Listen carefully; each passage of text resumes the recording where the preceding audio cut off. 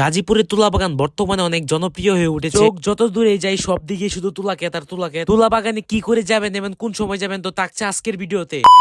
আসসালামু আলাইকুম মেরবেন ওয়েলকাম উদয় ব্লগ। প্রথমে আমি চলে আসছি আমার বাসা থেকে বাইরে হয়ে কলম্বিয়া। এখান থেকে একটা রিক্সা নিয়ে চলে যাবো আমি গাজীপুর বাইপাস। দেন আজকে তুলা বাগানে শুধু আমি একা যাচ্ছি না, আমার সাথে যাচ্ছে আমাদের প্রিয় আমিনুল ভাই। আমিনুল ভাই আমার সাথে যুক্ত হবে গাজীপুর বাইপাস থেকে। দেন দেখতে দেখতে চলে আসলাম আমি গাজীপুর বাইপাস। এখন হচ্ছে আমি এখানে আমিনুল ভাইয়ের জন্য ওয়েট করব। দেন আপনারা যদি তুলা বাগান যেতে চান তাহলে আপনাদের অবশ্যই গাজীপুর চৌরাস্তা অথবা বাইপাস চলে আসতে হবে। দেন এখান থেকে উঠে পড়বেন যেগুলো ময়মনসিংহ রুটে গাড়ি চলাচল করে, উঠে পড়বেন যে কোনো একটা গাড়ির মধ্যে। অন্যদিকে আমার অপেক্ষার পর শেষ হলো, আমিনুল ভাই চলে আসলো। এখন আমরা গাজীপুর বাইপাস থেকে সামনে হেঁটে চলে যাচ্ছি যেখানে ফ্লাইওভারের মাথা, আমরা ওখান থেকে গাড়ি তুলবো। বাইপাস থেকে উঠে পড়লাম আমরা একটা বাসের মধ্যে। এখান থেকে আমাদের জনপ্রতি ভাড়া পড়েছে 40 টাকা করে। ডিরেক্টলি আপনারা ওইভাবে একটা বাসের মধ্যে উঠে পড়বেন, উঠে চলে যাবেন বাগের বাজার পার হয়ে নতুন বাজার। দেন আমরা বাইপাস থেকে চলে আসলাম গাজীপুর চৌরাস্তা। দেন এটা হচ্ছে গাজীপুর চৌরাস্তা ফ্লাইওভারের উপরে। আমরা গাজীপুর চৌরাস্তা ফ্লাইওভার দিয়ে যাচ্ছি শালনা। শালনা পার হয়ে চলে যাবো আমরা বাগের বাজার। বাগের বাজার পার হয়ে চলে যাবো নতুন বাজার। দেন আপনারা যদি তুলা বাগান যেতে চান তাহলে আপনাদের গাজীপুর চৌরাস্তা অথবা গাজীপুর বাইপাস থেকে বাসে উঠতে হবে। দেন আপনাদের অবশ্যই আরেকটি কথা মনে রাখতে হবে, যেগুলো বাস ময়মনসিংহ রুটে চলাচল করে ওইগুলোতে বাসে উঠতে হবে। দেন আপনারা নেমে যাবেন গাজীপুর নতুন বাজার, যেটা বাগের বাজার পার হয়ে বাজারটা। ফাইনালি আমরা চলে আসছি গাজীপুর নতুন বাজার। দেন তুলা বাগানটা হচ্ছে গাজীপুর চৌরাস্তা থেকে ডাইন পাশে পড়বে, তো অবশ্যই আপনাদের রাস্তা ক্রসিং করতে হবে। দেন আপনারা এই রুট ধরে হেঁটে হেঁটে ভিতরে প্রবেশ করে ফেলবেন। প্রবেশ করা মাত্রই দেখি সামনে এত পরিমাণ মানুষ যায়, একটু পরেই দেখতে পারবেন আপনারা। অন্যদিকে আমার পাশে রয়েছে আমাদের প্রিয় আমিনুল ভাই। হেঁটে হেঁটে যখন সামনে আগাচ্ছিলাম আর এত পরিমাণ মানুষ দেখতেছিলাম, কেউ দেখি ভিডিও শুটিং নিয়ে ব্যস্ত, কেউ আবার দেখি প্রিয় মানুষকে নিয়ে ব্যস্ত। এখানে আবার পিকচার তোলার জন্য আপনারা ক্যামেরাম্যানও পেয়ে যাবেন। যদি আপনার মন চায় তাহলে আপনি তাদের সাথে কন্ট্যাক্ট করে পিকচার তুলতে পারবেন। সামনে আগাইতে দেখি যে এক চাচা লিখতেছে হাতের মধ্যে হ্যাপি নিউ ইয়ার। দেন এতক্ষণ এত মানুষের কাহিনী দেখে একটু সামনে আগাইলাম, দেখি আনারস, তো আনারস খাইলাম দুইজনে মিলে। আনারস গুলো খাইতে ভালোই লাগতেছিল। দেন এই শিমুলতলি গাছের লোকেশনের কথা আমার কাছে জুয়েল ভাই বলেছিল, কিন্তু জুয়েল ভাই আসতে লেট হলেও এখন চলে আসছে। দেন জুয়েল ভাইয়ের বাসা কিন্তু